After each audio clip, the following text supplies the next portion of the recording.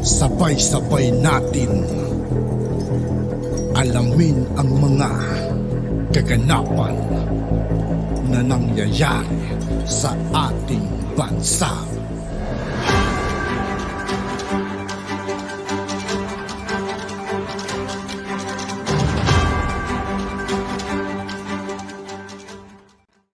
Yo, what's up mga kaibigan? This is TOO KAYE po again. Ngayon nandito ulit tayo sa channel ni Banat PH Update TV. Dito ulit tayo magbibigay ng komento at reaksyon. Kaya samahan nyo ako guys.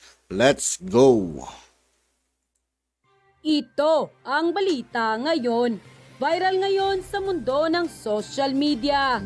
Nasupalpal tuloy ka ngayon. Ito ang mangang na komento ng isang netizen online sa Kabataan Party List Representative na si Raul Manuel. Matapos makaharap ang Vice President at DepEd Secretary Sara Duterte Carpio sa nasabing budget hearing ng Department of Education para sa taong 2023. Nagtrending nga ito sa mundo ng social media kung saan diretsahang sinagot ni Vice President DepEd Secretary Sara Duterte ang di umano'y mga katanungan ng Makabayan Bloc at iba pang party list representative.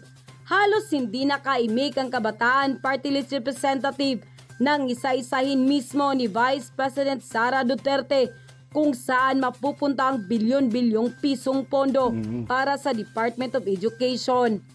Lalo na't sabihin ni Vice President Sara Duterte na isa sa mga misyon ng DepEd ay tuligsay na tapusin ang di umano'y pang-recruit ng ilang makakaliwang grupo sa mga mag-aaral ng ilang private school.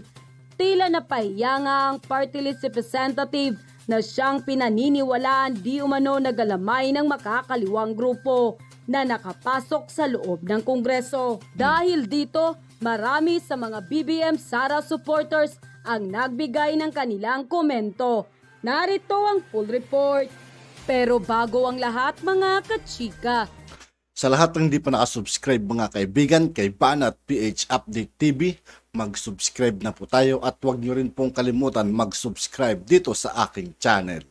kung hindi ka pa nakasubscribe sa channel na ito, huwag mo nang patagalin yan. I-subscribe mo na yan at huwag mo rin kalimutang i-click ang notification bell para updated ka sa lahat ng bagong video na i-upload namin. At yun nga mga kachika, nag-trending nga sa mundo ng social media ang nasabing budget hearing ng Department of Education kung saan isa-isang sinagot ni Vice President at DepEd Secretary Sara Duterte ang Kabataan Party List Representative na si Raul Manuel kasama ang ilang party list representative matapos questionin ang budget hearing para sa Department of Education. Narito ang full report ng Inquirer.net. Sara Duterte defends DepEd confidential funds. Basic education as direct link to national security. Manila, Philippines. The Department of Education, DepEd, on Wednesday defended the confidential fund under its proposed 710 billion budget for 2023, pointing out a direct link between basic education and national security. Vice President Sara Duterte, concurrently at the helm of the DepEd, said this at the House Operation Committee budget briefing of the department after Gabriela Party List Representative Arlen Brusa's question. DepEd 150 million and Office of the Vice President OVP 500 million confidential funds. Responding to this, Duterte asserted that both agencies' confidential funds must be treated independently. Quoted, the OVP and the DepEd are two separate entities. They are two separate departments of the government and they have separate mandate as well, end quote, she said.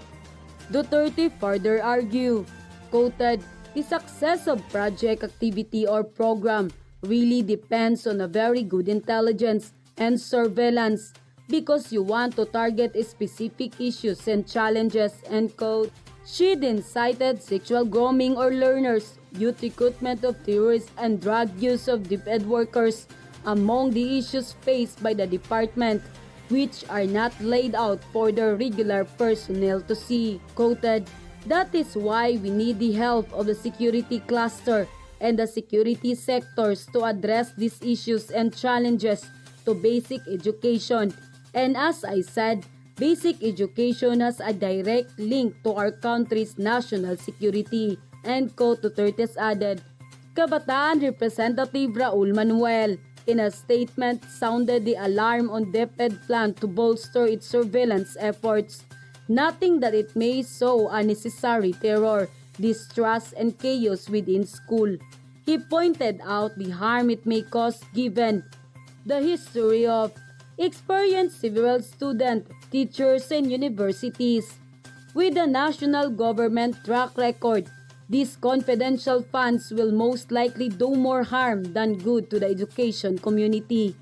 These problems indeed need to be addressed, but TPID is approaching it the wrong way, the militarist way, Manuel explained.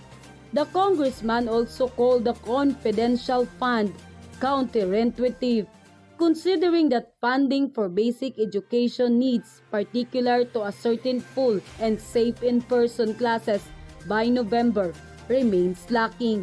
Manuel later added, "The bottom line is, it is better to fund defined, transparent, and beneficial program rather than shelving billions in accountable confidential funds.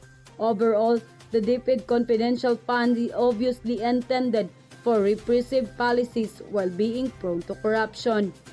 He then called on Congress to reallocate the confidential fund to another education programs and use it to supplement the budget of the safe reopening of school, which according to Kabataan Party List calculation would need a total of 122 billion. End quote.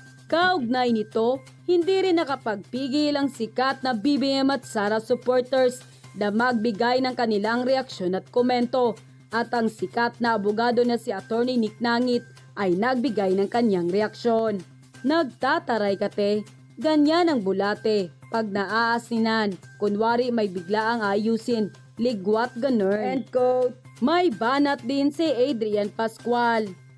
"Yung makabayan ka, pero naka-Amerikana ka. Mababaw ba? Okay, sige.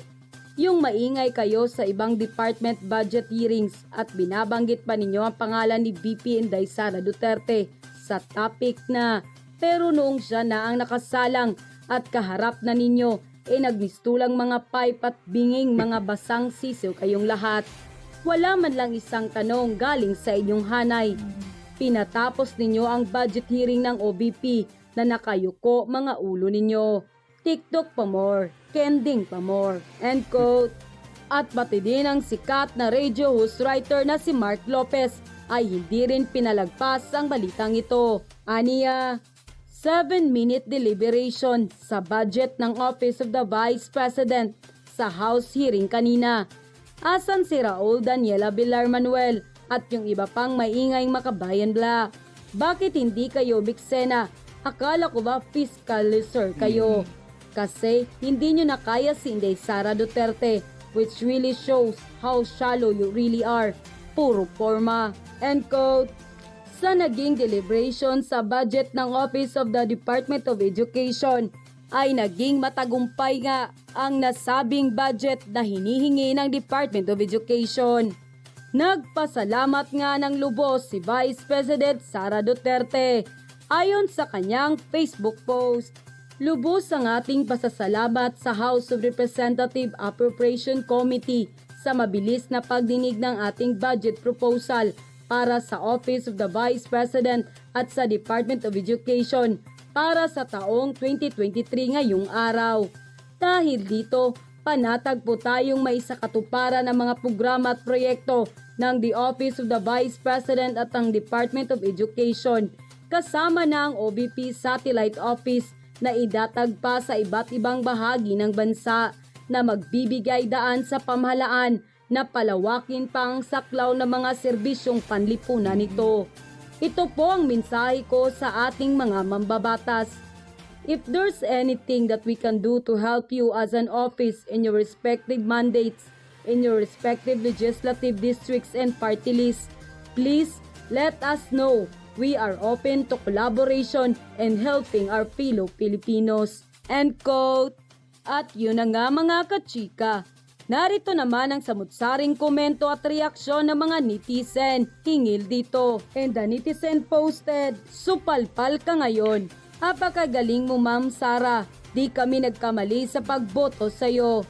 Savage, huwag kayo kasi epal sa VP namin. Direct to the point magsalita. Ayan tuloy na pala ninyo. God bless you VP Inday Sara." End quote. At yun na nga mga kachika. At yun nga po mga kaibigan, dito po nagtatapos ang ating reaction video.